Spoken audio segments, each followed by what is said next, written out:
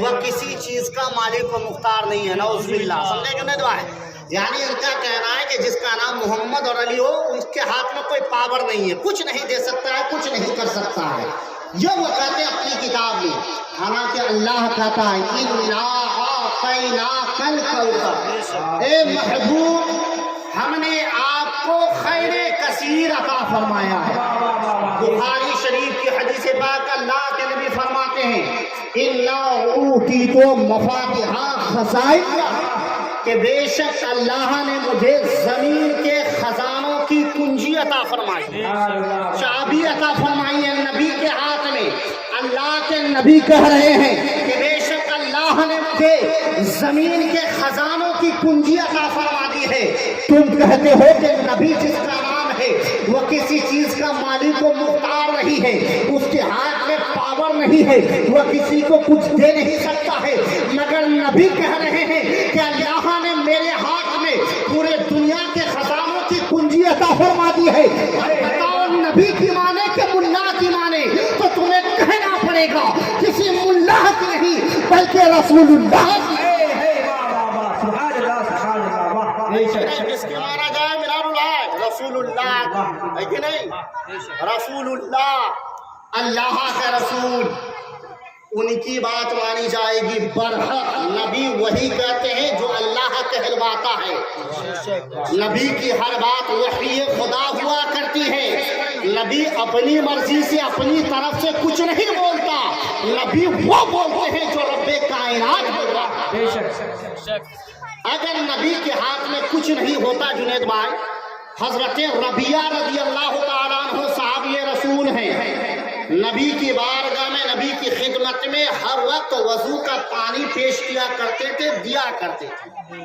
جیسے حدیث میں یہ آتا ہے کہ جب جنت اور جہنم کا فیصلہ ہوگا تو جب علماء کرام جنت کے طرف جائیں گے نا تو گنہگار نبی کی امت علماء کرام کو پکڑ لیں گے، کہیں گے مولانا صاحب ہم نے دنیا میں آپ کو پانی پینے کے لیے دیا تھا، ہم نے آپ کو دنیا میں وضو کے لیے پانی دیا تھا، آپ تنہے تنہا کہاں جا رہے مجھے چھوڑ کر؟ پھر اللہ کے نبی فرماتے ہماری امت کے علماء میدان حشر میں شفاعت کریں گے. پھر علماء کرام کو اللہ تبارک و تعالیٰ شفاعت کا حق عطا فرمائے گا. تو جن لوگوں نے دنیا میں کسی عالم دین کی خدمت کی ہو، اسے ایک گلاس پانی پلایا ہو، ایک وقت وضو کرنے کے لیے پانی دیا ہو، میدان حشر میں وہ عالم کا دامن پکڑ لے گا، مولانا صاحب کہاں جا رہے ہیں مجھے چھوڑ کر؟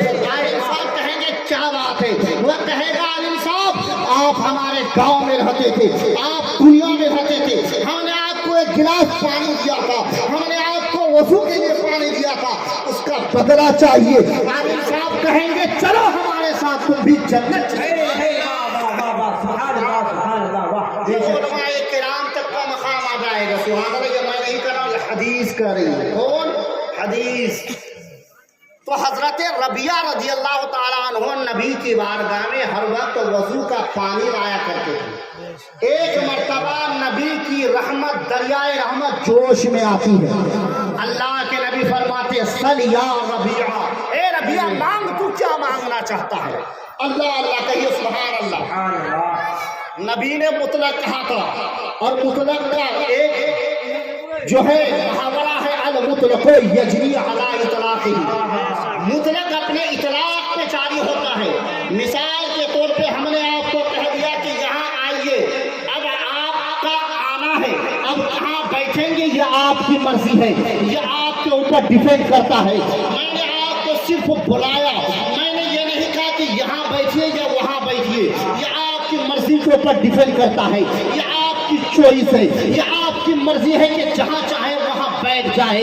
یہی مطلق ہوتا ہے، یعنی آپ کو مطلقاً کہا جائے تو آپ کی مرضی پہ ڈیپینڈ کرتا ہے. اور وہ صحابی رسول ہے، وضو کے لیے پانی دیا. نبی نے کہا اے ربیہ مانگ، تو کیا مانگنا چاہتا ہے؟